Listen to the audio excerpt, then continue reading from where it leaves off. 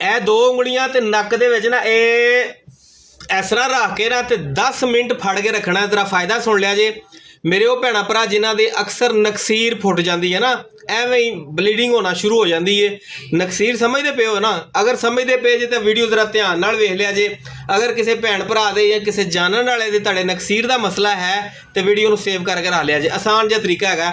ਇਹ ਦੋ ਉਂਗਲਾਂ ਨੂੰ ਇਸ ਤਰ੍ਹਾਂ ਨੱਕ ਦੇ ਵਿੱਚ ਰੱਖ ਕੇ ਨਾ ਤੇ ਘੜੀ ਵੱਲ ਵੇਖ ਕੇ 10 ਮਿੰਟ ਤੱਕ ਜਿਹੜਾ ਨਾ ਦਰਮਿਆਨ ਵਾਲੀ ਜਿਹੜੀ ਨਰਮ ਹੱਡੀ ਹੁੰਦੀ ਹੈ ਉਹਨੂੰ ਜ਼ਰਾ ਦਬਾ ਕੇ 10 ਮਿੰਟ ਪੂਰੇ ਫੜ ਕੇ ਰੱਖਣਾ।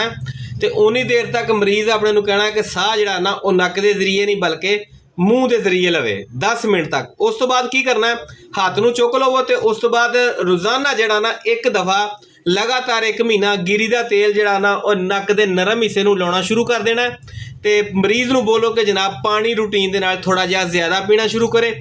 ਇਨਸ਼ਾਅੱਲਾ ਅੱਲਾ ਦੀ ਰਹਿਮਤ ਨਾਲ ਅਗਰ ਇੱਕ ਦਫਾ ਇਹ 10 ਮਿੰਟ ਕਰਨ ਦੇ ਨਾਲ ਫ਼ਰਕ ਪੈ ਜਾਂਦਾ ਹੈ ਤੇ ਠੀਕ ਹੈ।